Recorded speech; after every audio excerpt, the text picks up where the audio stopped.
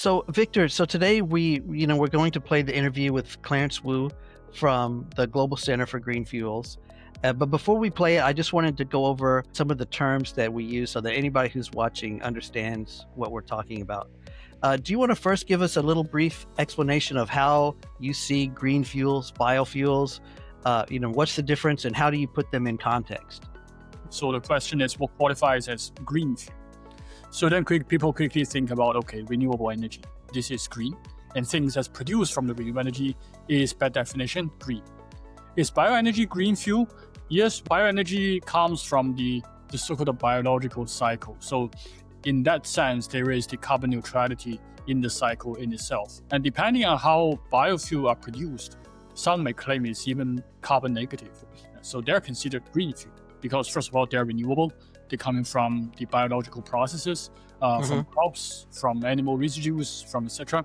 So that's considered sustainable and that's considered green. Okay, so that includes ethanol, which comes from corn, which is grown. That includes used cooking oil, which they call UCOs. And another thing that we talked about in the context of ethanol is the DDGS, distillers dried grains with solubles. Okay, so it is a high protein co-product of ethanol production. DDGS. Now, one thing Clarence mentioned a lot, he talks about the CI, the carbon intensity of different fuels. What does that mean? Well, carbon intensity is a measure of how much carbon emissions the fuel would produce if you use it. So to put it simply, if you burn 1 liter of fuel, how many kilograms of carbon emission or carbon dioxide equivalent emission that will come out of burning this 1 liter of fuel that gives you the carbon intensity.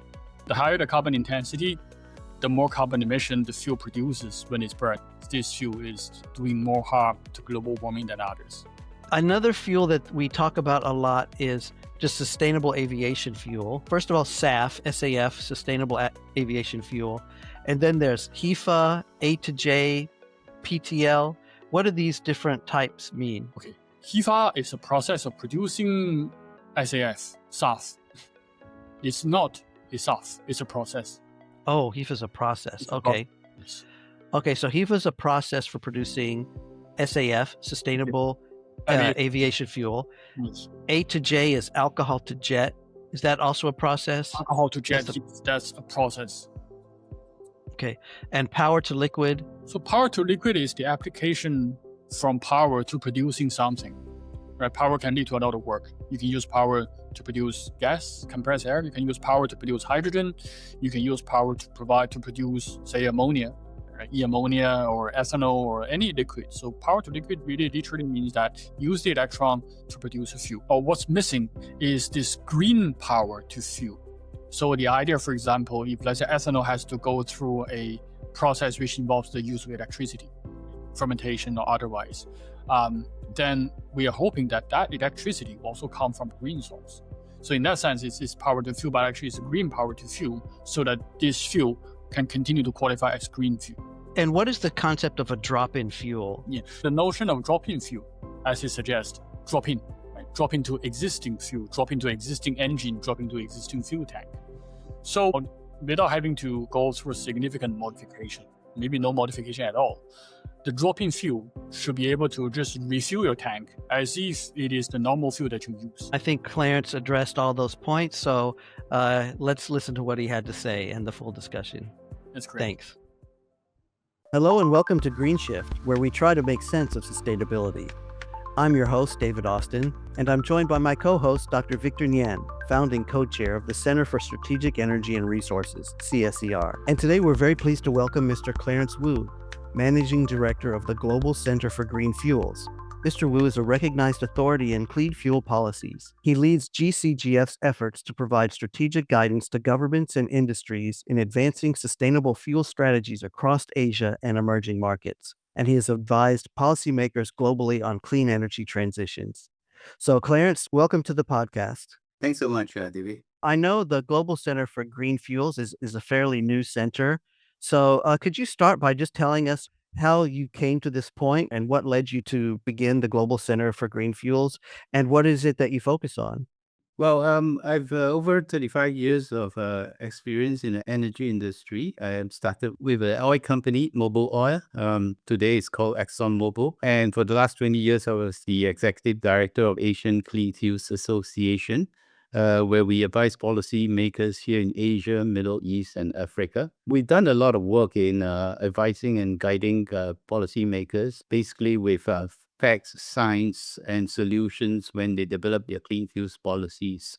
So we've also worked with the United Nations Environment Program, the World Bank, etc., in order to help policymakers to develop strategic and national policies that would enable cleaner cities and cleaner environment. We recognize the fact that the world is moving towards a green energy transformation, and we're talking about 150 years of fossil fuels. And this transformation was certainly be a challenge to many policymakers. And so this global think tank was formed last year, based in Singapore, to assist the same regions, Asia, Middle East, and Africa, in developing not just clean, but now green fuels policies. What do you consider a green fuel, and why have you focused so much on ethanol as part of the clean energy transition? Green energy is such a huge myriad of different forms of energy. In which case, then where do we position ourselves to contribute most effectively? As an advisor to many governments, particularly here in Asia, we've done a lot of work. We've actually written white papers and position papers for the Chinese government.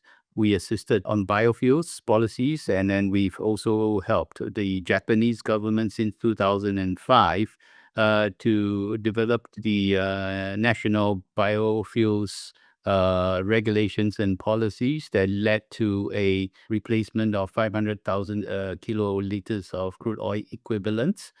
So therein we find that our purpose and also our skills and our expertise lie in the area of biofuels, where we can help these policymakers look into how, for example, ethanol could be a green fuel that helps them achieve, particularly on the transport sectors, to decarbonize. One of the issues that the transport sectors have is that the availability of green liquid fuels is not readily either available, or there are limitations in terms of production and supply, and even in terms of supply chain, and as well as costs at the same time. Today, the uh, production and demand for ethanol is about 100 million tons a year, mainly produced in United States, Brazil, India, China.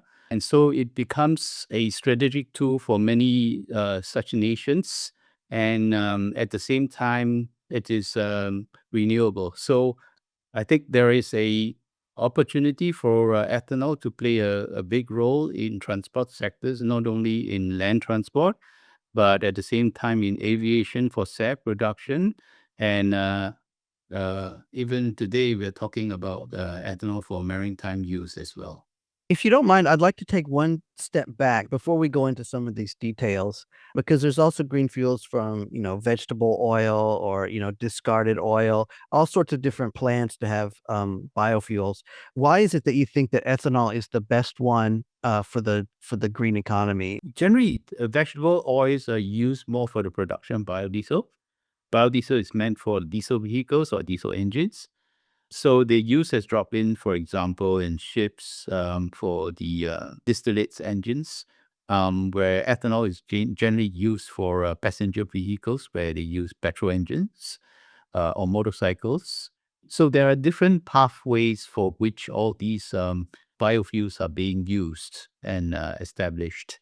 They have also different physical characteristics as well, so that it burns more efficiently in different types of engines. So they play different roles. So the ethanol that we're focusing is, as I mentioned, you have more than 50 years of experience. It's a very mature market.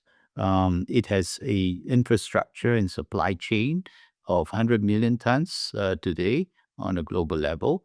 When the world is looking at decarbonization, it has a problem in terms of how much feedstock is available to help meet the demands of the greener liquid fuels, and we call them future fuels. So, for example, in the land transport sector, you could choose other forms of fuels like hydrogen or fuel cells.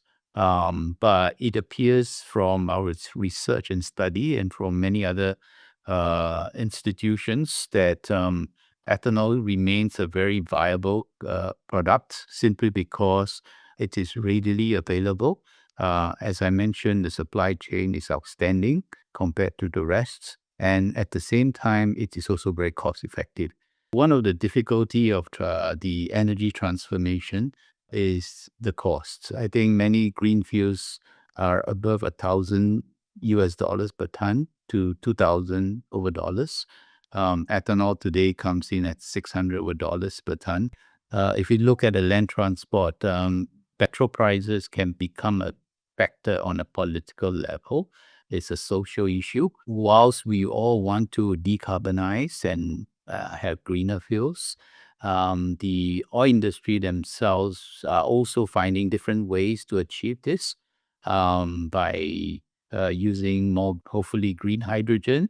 But at the same time, I think utilizing a product like ethanol helps to improve this greenhouse gas reduction very effectively at a much lower cost. Now, today's ethanol, if we look at the numbers in Brazil, you could have a carbon intensity or CI number of about 20 plus or minus, and we're looking at potentially 0 to negative in the coming years.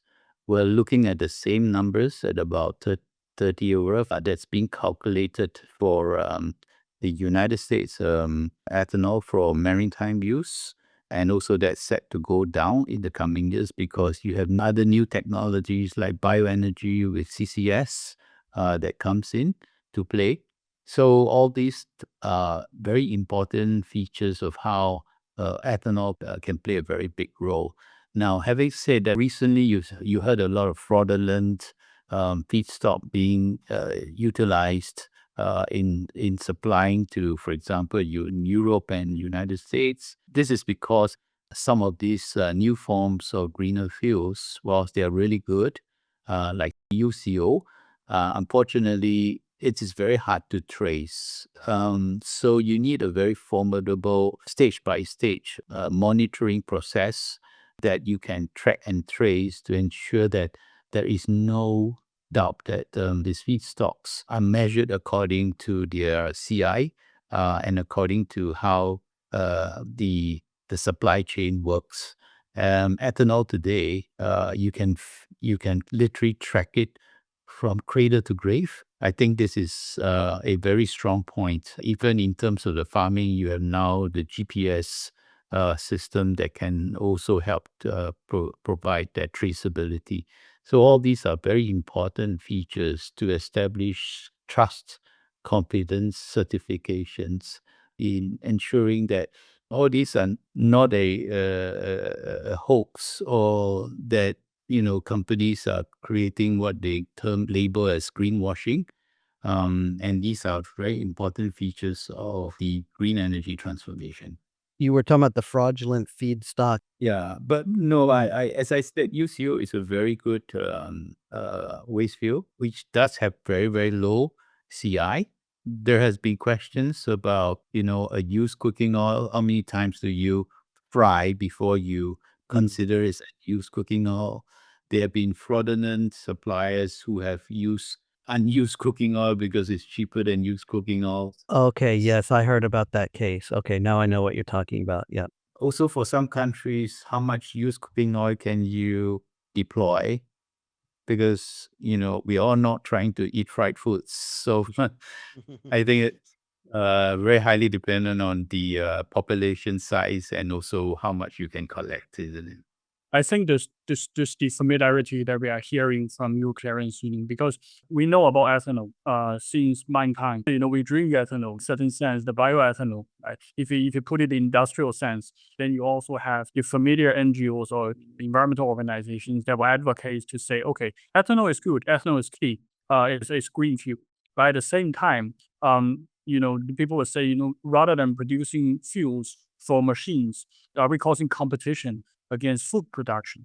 So what is your view? And what would you say to those NGOs that might be saying, we are competing, for poverty eradication, for example? That's a good question because when I was in the oil industry myself, I had the same thoughts because I was really fed with a lot of information that sort of points to that. But having made a clear study and evaluation and analysis of the situation, just using corn as an example to produce ethanol, a part of it is one third actually around. It's used for DDGS, which is meant for animal feed, and it's very high protein. And this is very important in this world where protein is more important today in terms of production. The other part, of course, which another third is ethanol production, which is for energy use. The rest that or remaining portions are used for export, where these countries who import this corn is used for animal feed as well. So generally, if you look at United States, Brazil, only 1% of these production are used for human consumption.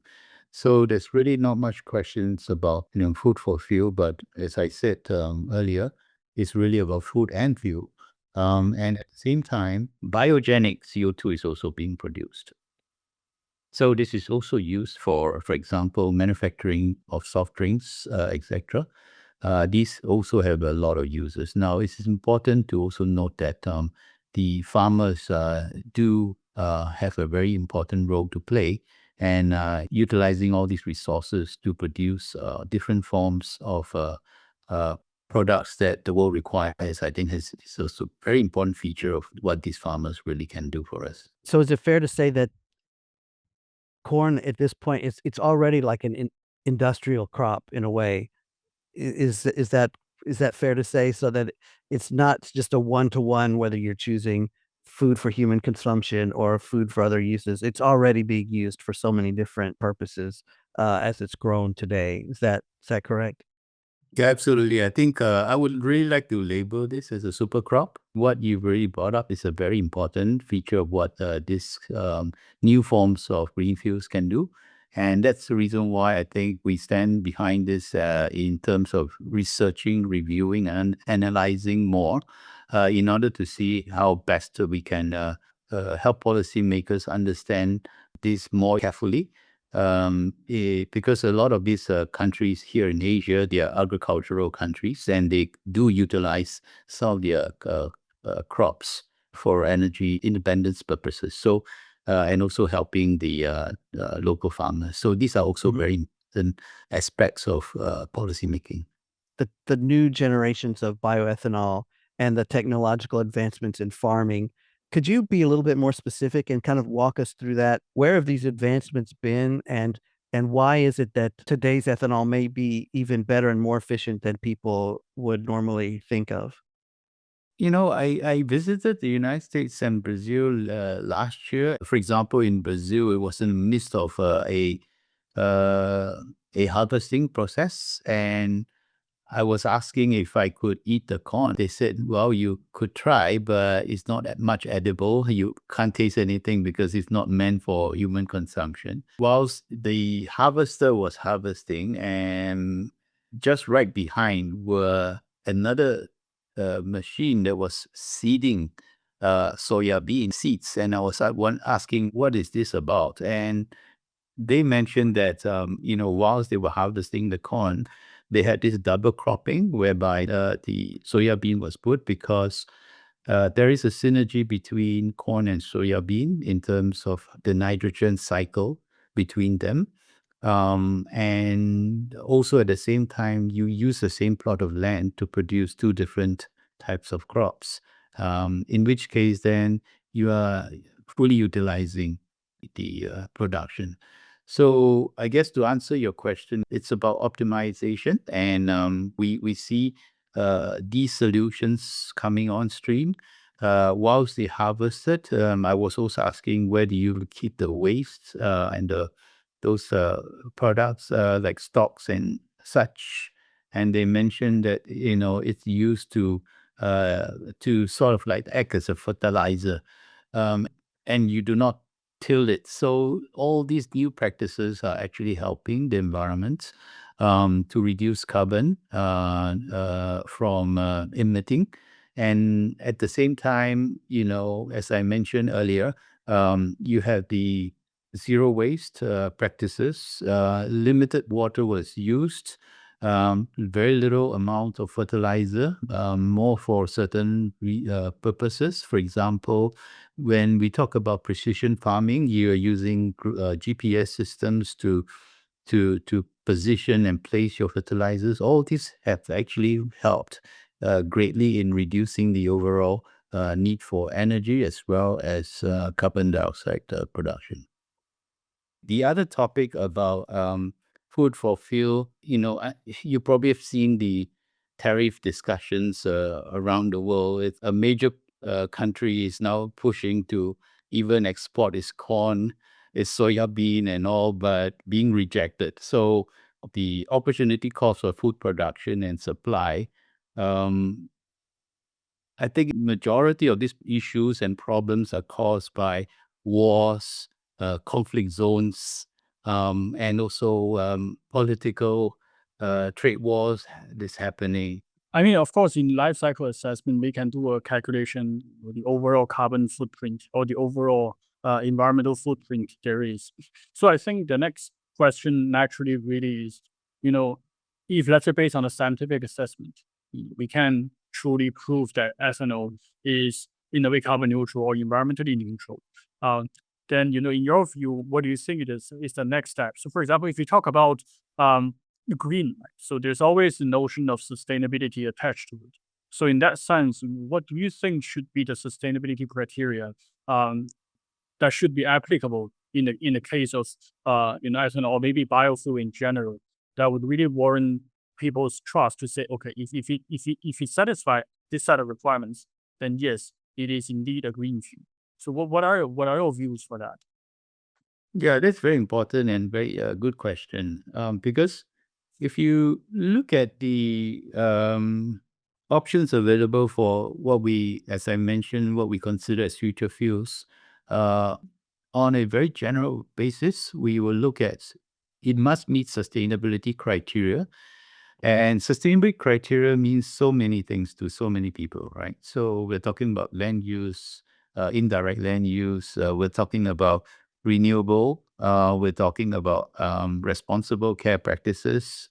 Um, we're talking about zero waste, circular economy, etc., etc., and also with the social factor as well. So I think it is important that all forms of future fuels, whether it's biofuels, whether it is hydrogen or e-fuels, etc., we need to look into all these various aspects. So I'll argue that if we're looking at the land use, then let's look at land use for all forms of alternative fuels as well. So to analyze that.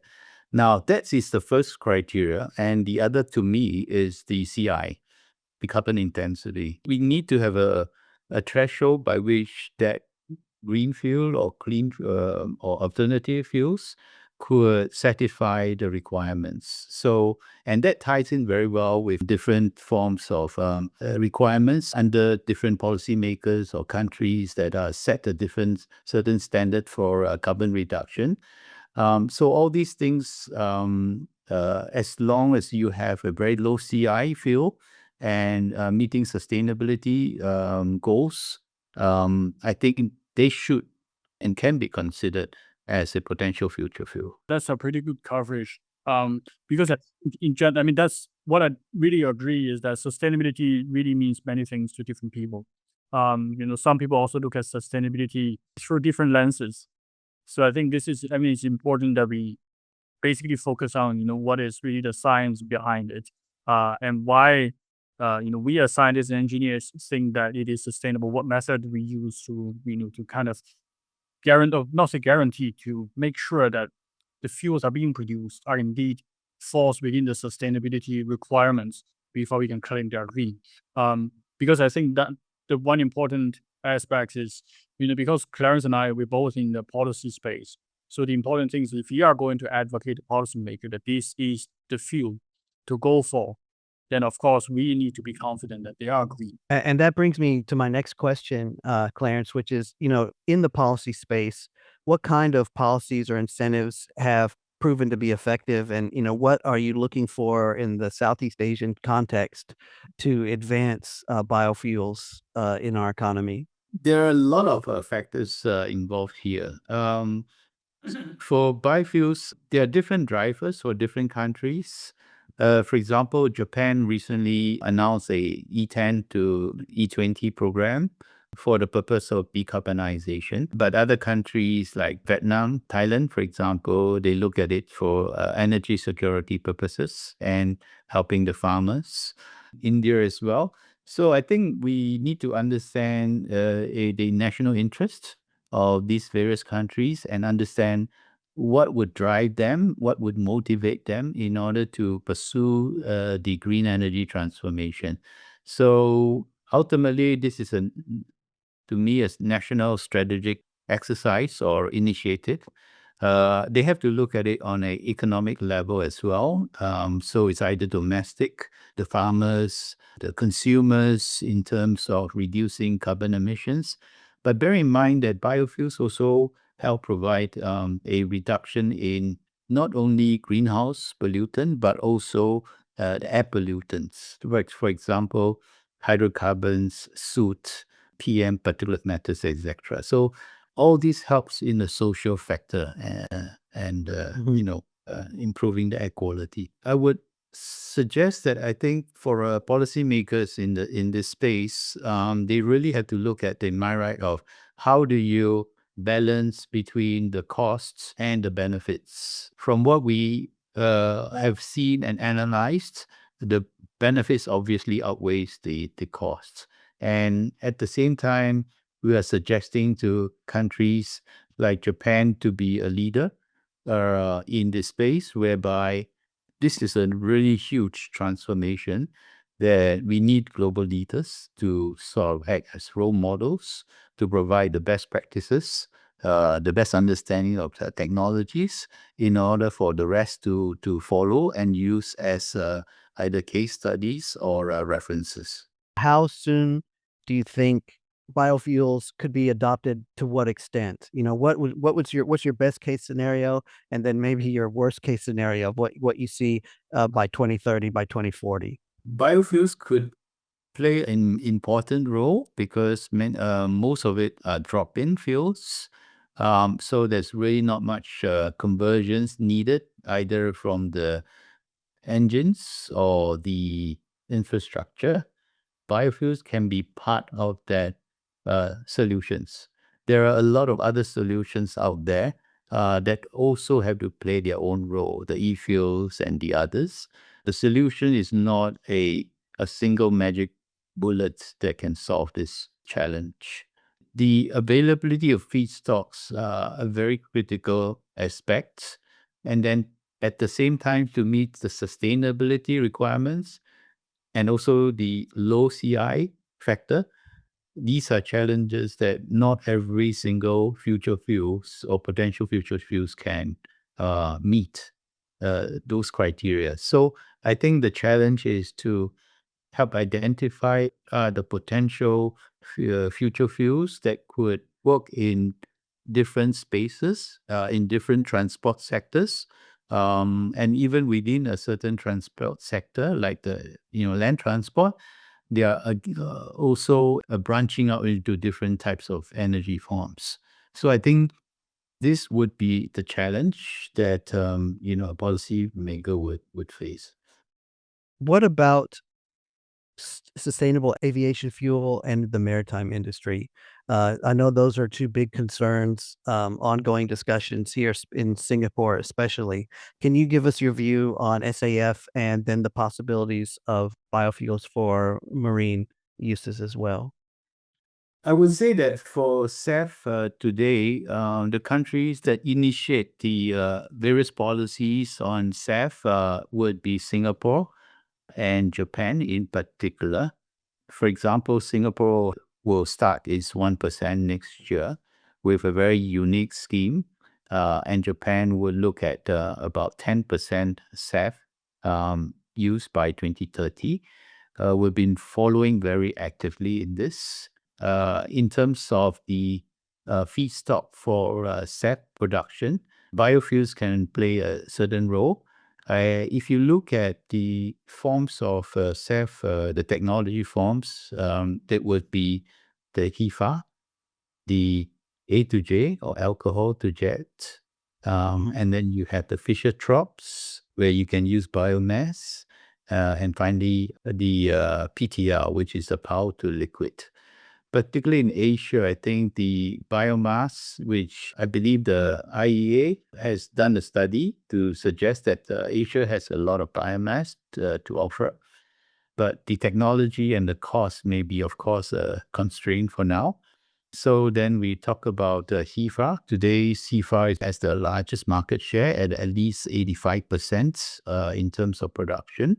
That requires UCOs and other types of biofuels that can be used as feedstocks. But again, we talk about the constraints in the limitation in the supply and availability, and also like UCO, the traceability and monitoring processes.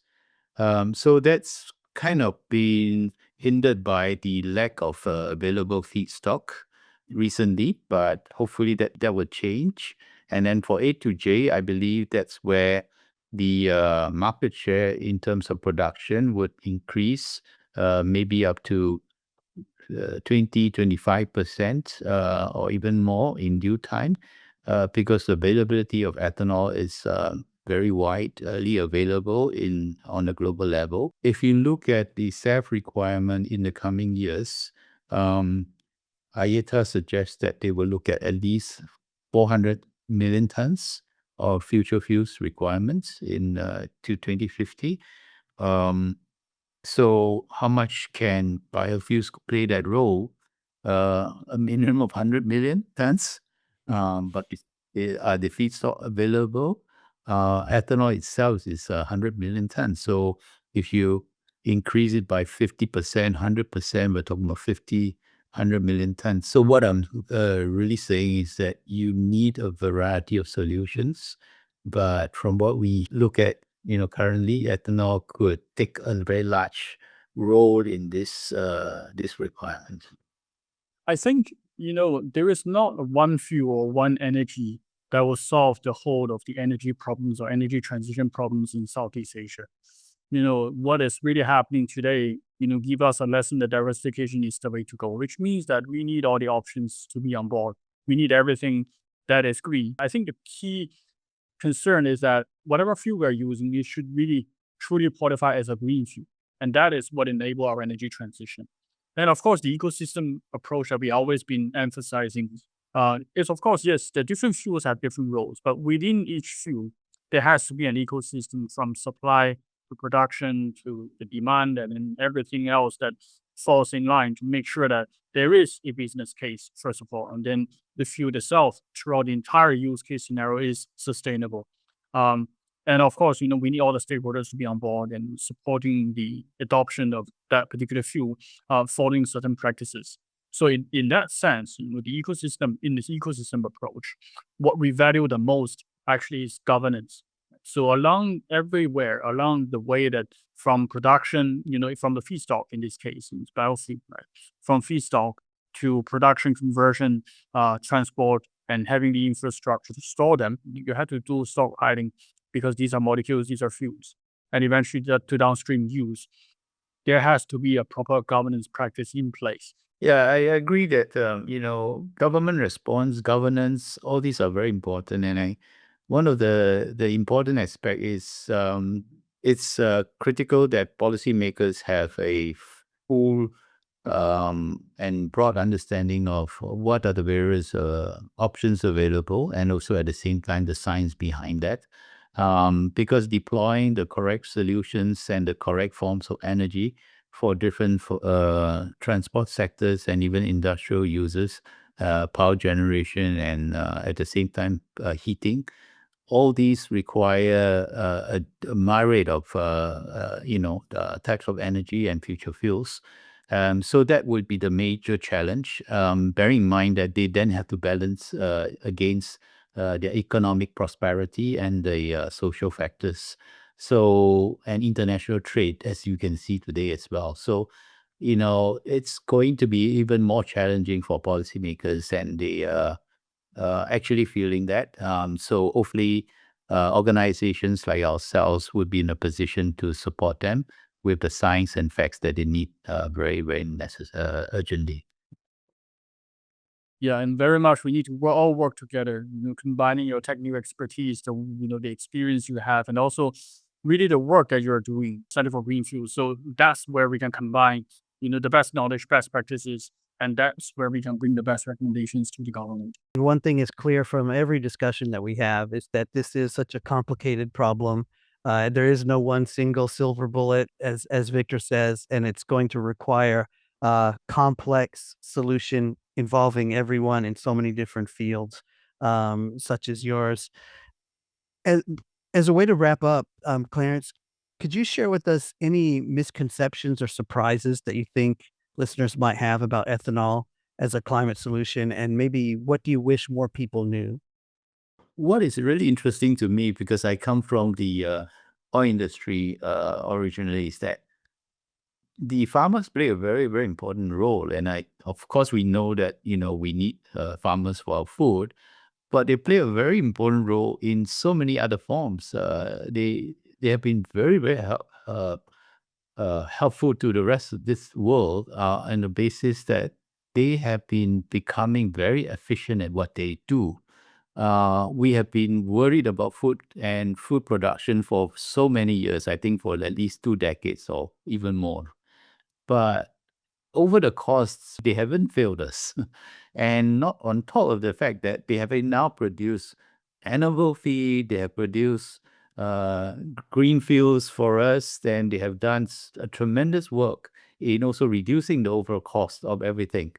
So I think I would really like to give accolades to the farmers and the farming industry all over the world for being able to give us not only food but energy, but at the same time, even protein like animal feed, even though it comes from the soil. So they've done a tremendous job. I think that's something that, perhaps the world needs to appreciate that better. Very well said. And I agree completely about the farmers and the agricultural industry. So thank you very much. I think this has been a really great discussion. Thank you so much for joining us. My pleasure. Thank you, Clarence. Thank you. Thank you so much.